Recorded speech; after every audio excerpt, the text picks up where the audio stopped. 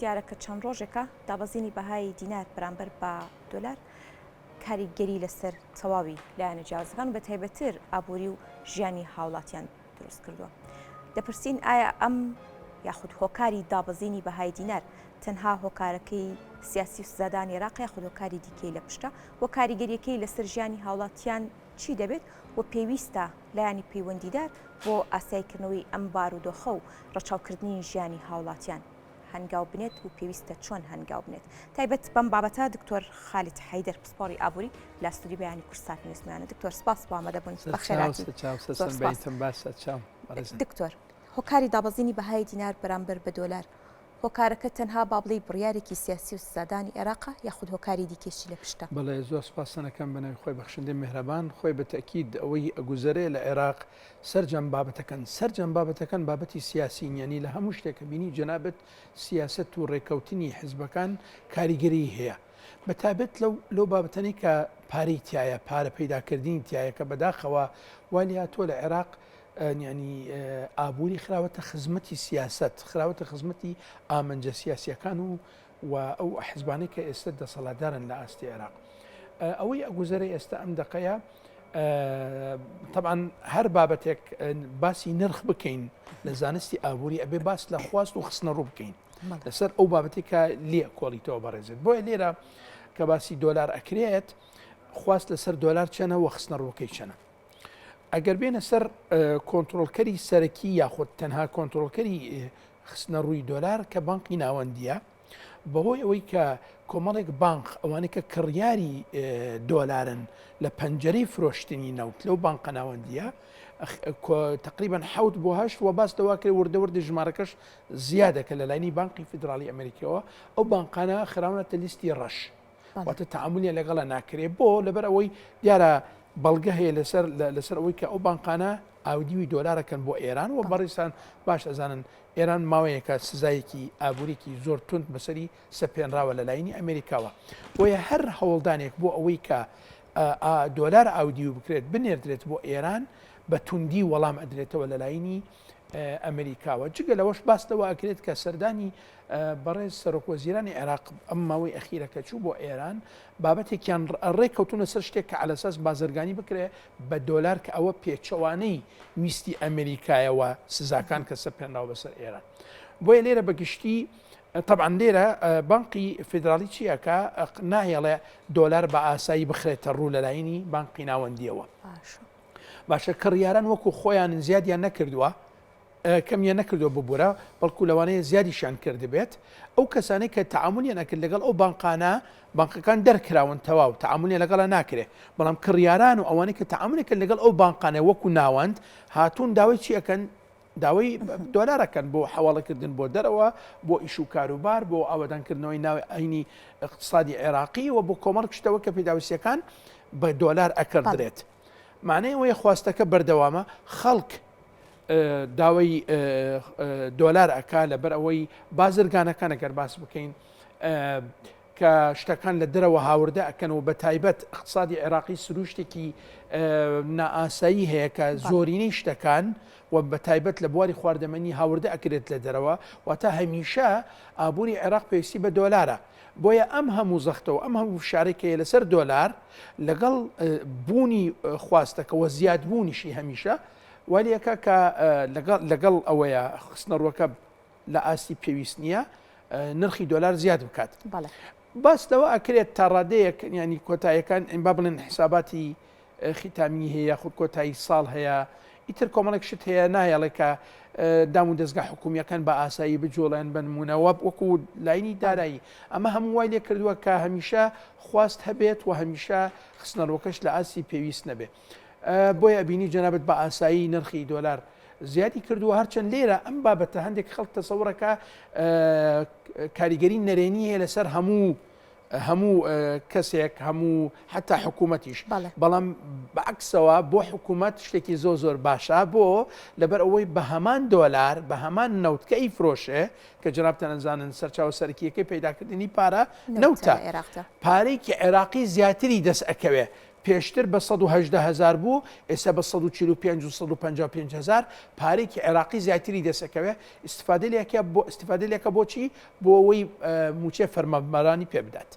باشە بەڵام لەلێ کاتە بەڵێ فرۆشتنی دۆلار بنەوتە بەڵام بانکی ناوەندی هەر بە نرخەکەی خۆی دۆلار دەداتە هاوڵاتیان کە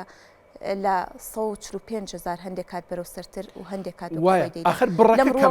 بڕەکە کەمە یعنی تۆ ئێستا جەناب بڕێکی کەم دەدات هاوڵاتیان بەڵام خۆی بڕێکی زۆرتر بڕێکی کەم ئەخرێتە ڕوو بەڵێن یعنی پێشتر هەر بۆ زانینی بەڕێستان پێشتر تقریبا نزیکەی 225 بۆ 250 میلیۆن دۆلاری ڕۆژانە خستە ڕوو ئێستا باس لەوە ئەکرێ یعنی لە بینی 100 بۆ 125 یعنی تقریبا نیوەی ئەوە باشە وەکو ئەرزی جەنابتانم کرد نیوەی ئەوە بخرێتە ڕوو بە 1450 بێ ئەو هەموو خەڵکە دێن هەموو ئەو پارەیە ئەکڕن بەس خەڵکەکە هەر ماوە هەر داوای دۆلار ئەکا ناچارن چی ئەەکەن ئەچن بۆ بازاری دراو کە لە دەرەوەی تەعاملی حکومیە نرخی دۆلارەکە زیادەکە. باشە دیارە دوێنێ با بڵێن دۆلار بەرزبوونەوەی بەرچاوی بخۆدینی بەرامبەر بە دینار ئەمڕۆ یاخود لە کاتەکانی بەیانی تا ئێستا بە 155 و 500 پێشبینی دەکرێت زیاتر بەرز ببێتەوە.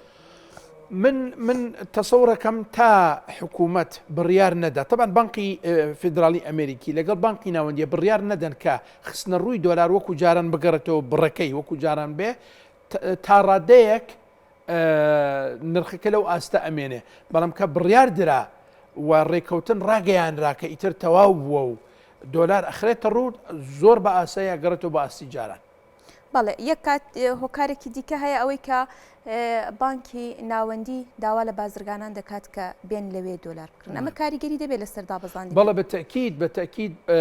کە من وەکو بازرگان بچم لەکوێ بچم لە بازار بیکڕم بە 155 لەکوێ بچم لە بانک بە 145 بیکڕم کە هەرزانترە بنمونە بەڵام ئەوەی کە زۆر گرنگە وەکو عەرزی جەنابتانم کرد ئایا بانک ئەتوانێ ئەو هەموو بازرگانە کە پێشتر تەعاملیان کرد لەگەڵ بانکە ناوەندەکان نەک بانکی ناوەندی ئەوانە کە ناوەند بوون لە تەعاملکردن لە بینی بازرگانەکان و بانکی ناوەندی ئەو بانقانە کە نەماون ئێستا ئەمانە بازرگانەکان هەروەکو خۆیان ماون خواستێکی هەمیشەیی و لە زیادبوونیان هەیە ئەو بڕەپارێکە ئەخرێتە ڕوو ئەو بڕە دۆلارێکە ئەخرێتە ڕوو لە لایینی بانقی ناوەندیەوە بە 145 یاخود بە 146 شتێک ئایا بەشی ئەو هەموو خواستەکە نەخێر. باشە بە شێوەیەکی گشتی ئەمە کاریگەری لەسەر ژیانی هاوڵاتیان طبعاً کاریگەریکی ڕاستەوخۆی هەیە لەسەر ئاسی بژێوی ژیانی هاوڵاتیان بە شێوەیەکی نەرێنی و زۆریش بۆ هەر بە ئاسایی سەیری کە جەنابەتنیانی ئێمە ئێستا بنمونە ئەم کوپە یاخود هەر شتێک بنمونە شتێک بکڕی بەڕێزێت بە دۆلارێک بێت تەبقەیەکی هەڵکە بنمونە بە 5 دلار گریمان بە 5 دلار ئەو 5 دلارە ئێمە تەبان تەعاملەکەن بە دیناری عێراقی باشە پێشتر وەرە حسابی بکە پێشتر 5 دلارەکە چەندیە کرد بەرمونە 6,000 دینار ئێستا حسابی بکە 7,500 و زیاتر باشە من و جەنابەت و ئەم بەڕێزە ئازیزانەوە بینەرە ئازیزەکان بنمونە موچەکانمان نەگۆڕاوە زیادی نەکردووە باشە لەکوێ تۆ جەنابەت 6,000 دینار بدەیت بە تەبقەیەکی هێڵکە لەکوێ 7,500 بدەیت باشە واتە 1,500 زیادت خستە سەر کڕینی ئەو بابەتە کە زەروریاتە بۆ ڕۆژانەی پێداوسینی ڕۆژانەی خۆمان خواردەمە نییە لەمە 1,500 لەوە 1000 لە گۆشتە بنمونە 3,000 و 4,000 بنزینە خۆ جەنابەت ئەزانی دۆخی بنزینەوە لە زیاد بوونەوە کۆمەڵێکشتی تر باشە پارەکەمان هەمان پارەیە ئەم هەموو زیادەی هاتووە سەر لە خەرجیات لەکوێ دابین بکرێت بۆیە بەدڵنیاییەوە والیەکە کە تۆ جەنابەت لەبری ئەوەی کە ڕۆژانە بنمونە ئینسان هێلکە بخوات واز لە هێلکە ئێنێچێ شتێکی هەرزانتر ئەخوا کە ئەوە کاریگەریکی ڕاستەوخۆی لەسەر بژێوی ژیانی لەسەر مستەوەی معیشەتی لەسەر تەندروستی لەسەر کۆمەڵێک شتی تر ئەمە ئەبێتەوەی کە بنمونە ئەگەر پارەکە بەشی پێداویستەکانی ناوماڵەکە کێشەی کۆمەڵایەتی ڕوو بدات ئەمانە هەمووی کاریگەری نەرێنی ڕاستەوخۆ لەسەر معیشەتی هاوڵاتی. دکتۆر ئەم هۆکارە یاخود با بڵێن دابەزینی بەهای دینار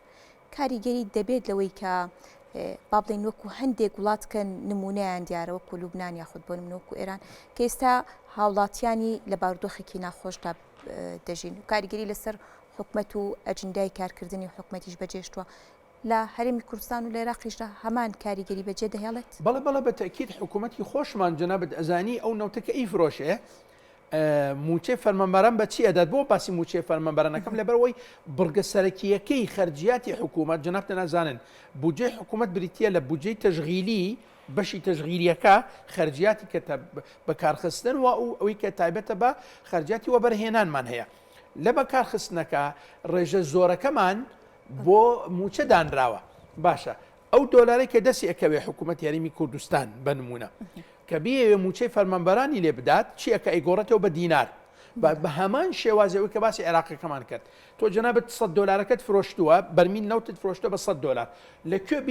ئەیهێنی ئەیگۆڕیتەوە بە 118,000 یاخود 120,000 یاخود 125,000 بە نمونە بۆ هاوڵاتی بکات لەکوێ بە 155 و 160 لەو بینە 35,000 دینار بۆ هەر بەرمیل نەوت سوودمەند بووە حکوومەت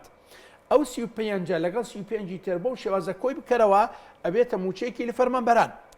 موچەی فەرمانبەری دووەم سێم و چوارەم ئەمە زیادەکە ئەو بڕێکە فرۆشراوە و جێگیرەوە کە ئەفرۆشرێت ئەوەش پارێکی تر حکوومەت دەستێکەوێ یعنی واتە لە زیادەکەش ئەتوانێت موچێ فەرمانبەران و بڕێکی تر لە پارەکە دەستەکەوێت بۆ دابینکردنی خەرجیاتی تریش بۆیە حکوومەت لێرە هەر حکوومەتێک بێ نەوت بفرۆشێ مستەفی دەبێت دیارە دابەزاندنی بەهای دینار کاریگەری لەسەر بازار هەرۆکو پێشرامەژەمان پێکرد بەجێهێشتووە و ناستەقامگیریەکی زۆری خستۆتە نێوان کاسبکارانەوە لایانی پەیوەندیدار و حکومت پێویستە چۆن هەنگاو دابنێت و چۆن دابەزاندنی بەهای دینار سنووردار بکات طبعا دوو خاڵ هەیە ئەوەی کە لە ماوەی کورتمەودا ببێ ئەوەیە کە ڕێک لەگەڵ بەغایە ڕێک بکەون کە دۆلارێکی زیاتر بخرێتە ڕوو بۆەوەی کێشەکە چارەسەر بکرێت بەڵام بە ئەمە هەموو ڕۆژێک هەر باسی ئەم بابەتە بکرێت ئەگەر ئەوەی گە دوورمەوداکە نەکرێت هەموو ڕۆژێک باسی ئەوواکەین دۆلار بچەنە نەوت فرۆشترا نەوت سعری چنە و بابەتەنە دوورمەوداکە ئەوەیە کە ئێمە پشت ببەسین بە بەرهەمی ناوخۆیی ئینتاجی خۆمانمان هەبێت لەبەر ئەوەی اقتصادی عێراقی و اقتصادی کوردستانی خۆمان زۆرینەی بابەتەکانمان هاوردە ئەکرێت لە دەرەوە ئێمە ئەبێ هەنگاو بنین بەرەوەی ئەم بابەتە کەم ببێتەوە یعنی ئینتاجی خواردەمەنیە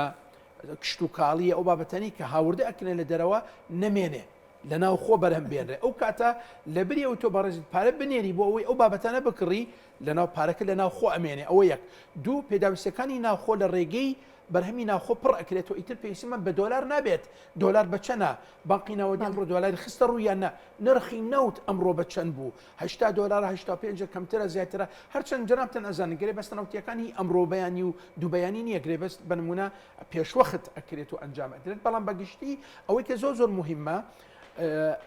تۆ بەڕێزت ئەگەر اقتصادەکەمان بەهێز بوو ئیتر پێویستمان بە نەوت نابێ بە چەنە پێویستمان بە دۆلار نابێت دابەزی یان زیادی کرد ئەمە کورتخاین و درێژخاینەکە بۆ شێوازە بێت بەڵێ زۆر سپاس بۆ ڕوونکردنەوەکان سپاس بۆ دکتۆر خالید حەیدەر سپۆری ئابووری